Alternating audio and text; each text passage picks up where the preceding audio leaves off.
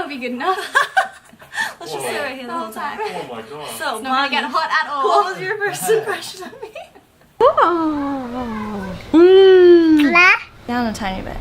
No. Sorry. Don't touch my tripod. Sorry. Alright, so guys, I'm here with Ellen, or Mango Island Mama, as some of you might know her from YouTube, yes, YouTube. And yeah, we're here in Maui, as you guys already know from my other videos, and we're gonna do a Q&A today because I know so many of you love Ellen and you want to ask lots of questions about her family or our friendship or whatever it is. So I put up a photo on Instagram and we have lots of questions. Yeah, let's do this. Alright, so question number 1 is, how did you two meet? Okay, well, we always kind of like followed each other on Instagram. And when I went to LA last year, you were doing a meetup, but then we ended up talking with Asina as well, and we were like, oh, let's just do like a day where you come over and we'll just like make lunch and hang out. So we were like, visiting our family, because our family lives in California. Yeah, we're like, yes, and I was so excited to meet her. So yeah, we drove down for the day and we spent the day at your house, and you made us banana ice cream, and we hadn't had any fruit for like a week, so we were so excited. That was so fun. That was such a fun day. Yeah, it was really good. Like instant connection, I feel like. Yeah, it was so good. And I was just like, oh my god, Ellen's so beautiful in real life. Aww. And yeah, it was so good. I thought the same thing about you. It was so nice to meet you. We just like the whole day was just non-stop talking with like interruptions from my kids. Like, okay, let's play hide and go seek with Elvis now. Yeah. And then while we're hiding, waiting for Elvis, so what else are you doing? That's how we met. And then we just like talked, we kept talking ever since then. And then when I said I was coming back to LA, Ellen's like, you should stop over in Hawaii. And I was like, okay, why not? Totally. And then now we're here. This has been the best trip. I know, I can't believe we're leaving in a few days. Quickly. I was gonna cry. Sandy won't know until it's too late. I know. Like, don't you remember me, Sandy? And I'll be like, we were such good friends. And you won't remember me. Alright, next question is, so this is a question for you. What kind of meals do you normally feed Sandy, apart from obviously breast milk? Yeah. Well, I think a lot of people think that like at this age they should be having like mostly solid foods, but even at like 14 months, most of his calories come from breast milk. So he does have little bites of food here and there. He loves smoothies, and like when he wants something, we give him what he's asking for. Like he loves avocado and coconut and tomato, but like I don't ever be like, oh, it's mealtime, sit down, it's time to eat a huge meal, you know? Like unless he's like asking for food, or in the evening if we're gonna sit down and have a meal, then yeah, and we'll like get him some. He has like avocado and tomato and mango. He loves mango and papaya, and he's really into like spooning it himself. Like we don't really normally like spoon feed, and I don't really make like pureed baby foods for him. We just like feed him foods that he can like pick up and learn himself. Few teeth babies have, they're not really meant to be chewing a lot of food, and breast milk is like the best nutrition for them for the first year of life especially. Yeah, it really frustrates me when people ask me, is breast milk vegan? Like, yeah, that's ridiculous. I mean, it's the perfect food for a baby. It's literally like made by the mom for the baby, just like cow's milk is made for cows. Yeah, that's the main thing. It's like when you think about how like cow's milk is for baby cows, giraffe milk is for baby giraffes. Even I get comments sometimes on my Instagram like, I can't, like, you're still breastfeeding, and I'm like, he's only 14 months old. And this is the most interesting thing, is that most people would agree that a baby at this age needs milk. Yeah. But if they think that you shouldn't be breastfeeding, then what are you saying? Like, switch my milk over to a cow's milk? Like, what would be the purpose of that? Yeah, that's the most ridiculous thing. Half the time they're like, oh, they still need milk, but we need to give them cow's milk instead of human milk. Yeah, so, like, wean them off breastfeeding. No. Hi! Gotcha! Even the World Health Organization recommends babies be breastfed at least the first 2 years of life, which is huge, and nobody even really pays attention to that. Yeah, but that's why it's so important to like normalize it, to help people understand that it is so important for their health, for optimal nutrition. It has everything they need. At 6 months, they're really like interested in what the food is, and it's really about learning and play, as opposed to the fact that they're like needing calories from solid foods. And that's totally fine. Like, let them play with the banana and get all mashed up and all the different foods that you have, and to learn from it. It's really just for play the first year of life, and then after that, they'll start having more appetite for solid foods. Like fun to eat it, like the taste of it and stuff, but they're not relying on it as a main source of calories. Yeah, exactly. If you aren't sore after your workouts, are you trying hard enough in them? This is like a funny one, because totally depends on how you recover from each workout. Like some people might get up after each workout and just walk out the door and like they're done. Others might spend an hour stretching, rolling, cooling down. like all these things that like help aid recovery. So, you know, half the time I could do a really easy workout, and if I don't roll and stretch afterwards, I'll be sore the next day. Yeah. If you like, same here. If I'm doing like any kind of workout, rolling afterwards really helps with like recovery. So the next day I'm not sore, and then I'm able to do a workout again. So I wouldn't use like if you're sore the next day as a gauge for finding out if you worked out hard enough. Rather, like, if you don't see results after like a few weeks to a month, then you might want to be like, okay, maybe I should kind of switch it up or work out harder, push myself harder, like push yourself to the limit and find out, you know, find workouts that really give you results. Yeah, exactly. How do you deal with people that give you crap when eating healthy versus them eating junk food? So if they're eating junk food and they're sitting like, why do you eat healthy? Yeah, I actually I get emails like this all the time, and people asking like, you know, I get so much crap from family and friends, and like it's making me feel really bad. I don't know how to respond, and makes me want to give in, blah blah blah, to eating those foods and just be normal. Yeah. But like, I honestly think like if you've done your research and you know and you're awakened to wanting to have compassion for the animals and to not contribute to their suffering, then don't let other people's negativity get you down. Like, do the research so that you have the answers for people. You know, so that when people are like, well, where do you get your protein? You know, you can have like a really common sense, logical, straightforward answer for them. Yeah, and this applies to everything to do with veganism, whether it's your kids are vegan and you're getting harassed by other parents, whether it's your parents, whether it's your friends, whether it's your doctor, like whether it's like whatever it is, you need to be able to have the right information to be able to back yourself up. Otherwise, you're constantly going to be left there like, I don't know what to say back to this. You know, and people can sense when you're not confident in your lifestyle. 100%, and just be confident and friendly and loving and compassionate about it. I feel like after a while, then they just let it go. Yeah, of course. They're not going to bother you anymore when they realize that like, oh, you've done the research and you have these answers that they're trying to like poke fun at you, and then you're just not letting it like you're letting it roll off your back. You know, and you're just like, well, this is how I eat. That's okay. I like it. I feel good eating this way. I don't really care what you think. Exactly. But also, you got to remember, people that are making fun of you for eating healthy just feel really guilty about what they're eating. So it's just projection. You know, they're just projecting how they feel onto you. Like, deep down, they're like, oh my god, like, well, I probably shouldn't be eating this way, or like this, that, and the other. And you know, it's just all about how they feel, and they're projecting that onto you. So if you reply with a really positive, confident answer, or something that makes makes you feel good, then they're gonna be like, oh, okay, and they're gonna let it go eventually. Aside from that, even if they don't let it go, then I would question whether those are the type of friends you should have in your life. Exactly. You know? That's like a whole nother.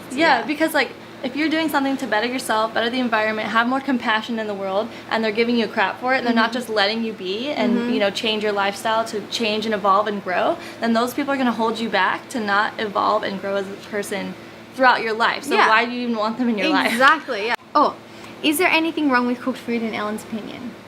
Oh no, definitely. I think that like, I just personally feel really good eating raw. And I feel my best that way. But if I was living in a cold climate, I know for sure we as a family would be eating more cooked foods. I think it's like unrealistic to expect, like, you know, because I know that there are some like Instagrammers and YouTubes that kind of say like raw is law, and we should try to get everybody to eat raw because it's gonna make you your healthiest, whatever. But that's just like a real generalization right now as well.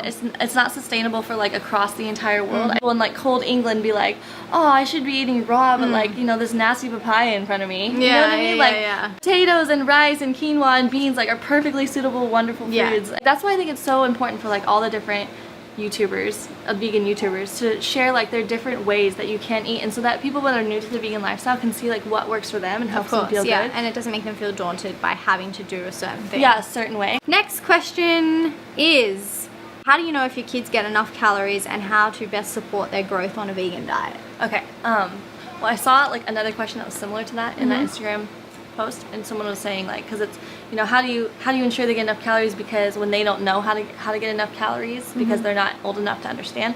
I actually think that like when they're younger, they know better how many calories they're supposed to eat, because they're not tainted by like by like society and people in their life telling them to eat the entire plate even if they're full, or eat more, so eat more. Listen to their body a lot more. Yeah, they better listen to their body. Like when Sammy is full, he will like shake his head. No more. I don't want any more. You know, like that being said, I think it's still important to take certain steps to make sure your kids have the access to eating as much as they desire, because if the food that you have on hand is not delicious or of good quality, they're not going to be eating as much as if they love the food that they need to, because it is important to ensure caloric sufficiency and to not just be like, oh, they'll just eat as much as they want even if all you have in the fridge is like tofu and plain rice. You know what I mean? Like that's not gonna promote your children to eat as much as. You're gonna want to find the foods that they like the most, that are nutritious and whole plant foods. You know, that should be the focus. Feed your child what you're eating. Don't expect your kid to eat an even healthier diet than what you eat. Like they're gonna want to eat what you're eating, be the good example, and have an abundance. Like I think like abundance is so key, so that they have options and choices, like variety, and get creative. Also like like you want to pick like the higher calorie foods, like potatoes or higher calories. Like don't expect your child to eat like a salad for lunch if it has like no fat in it, and you didn't give them like delicious food before that has a lot of calories. Like, and giving them like a space to be able to eat peacefully, like not having like so many activities to where they don't ever get to sit down and just like enjoy a meal and not be distracted. Like there's too much of that, they're gonna forget to eat. You know, that type of thing. Bonnie, do you plan on having kids, and will they be vegan? I don't know why people would ever assume that my kids wouldn't be vegan. I mean, I think it's like the perfect way for myself to eat, and I also think it's the perfect way for a child to eat from birth. Everything just makes sense for them to be vegan. Like, my kids would be 110% vegan, and I'm pretty sure I'm gonna have kids, but you know, not till the time is right. Future. Yes. Okay. Also, and you should watch Emily from Bite Size Vegan. She has a really good video that I'm featured in called "Forcing Kids to Be Vegan."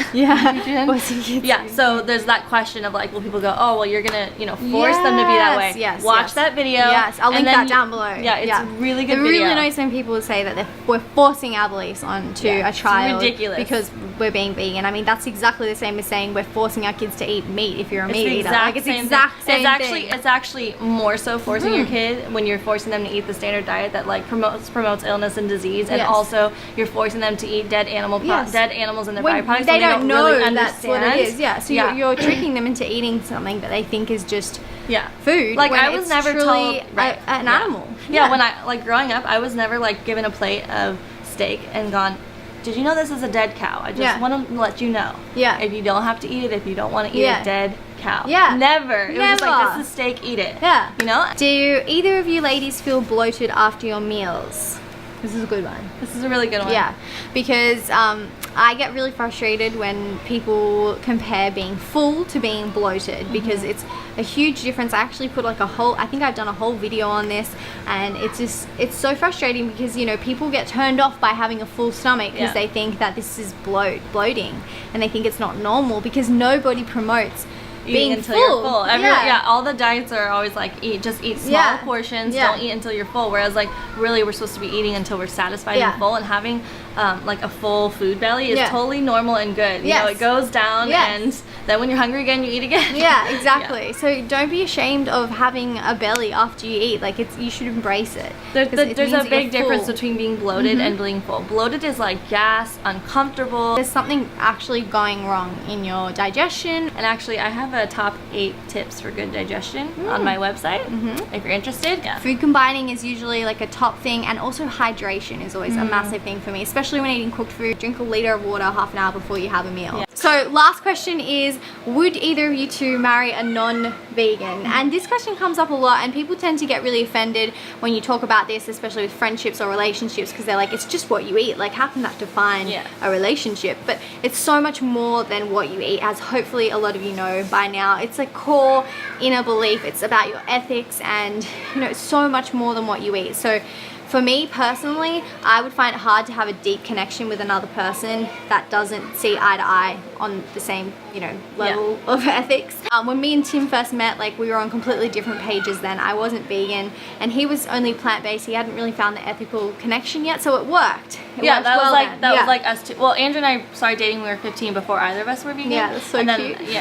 I went plant-based, which you know, at the time I didn't really know the difference, so I called myself vegan, but I was technically plant-based because I hadn't made the ethical connection. So it didn't bother me that Andrew wasn't eating that way. A couple years later, he ended up going plant-based, and then that's when, like, shortly after that is when we both made the ethical connection together. Same with me too. But if I was like single now and like met someone now, I don't know if I could marry someone who was not vegan. I just don't think I would be like attracted to that person. Part of the beauty of like a partnership is like when you have that deep ethical connection of like the things that you're passionate about and what gets you excited about life. That's like, I wouldn't not give them a chance. Like, oh totally. I feel like I wouldn't date a non-vegan. I mean, I'd be happy as long as they were open to it and like they respected it, and like I could feel like he would want to be vegan. I should check out Cindy.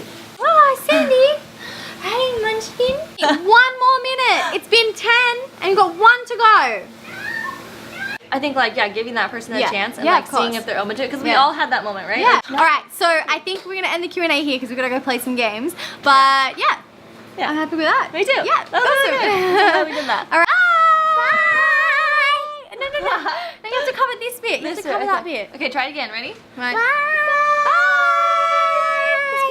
Oh. Good job. Thank you. Bye.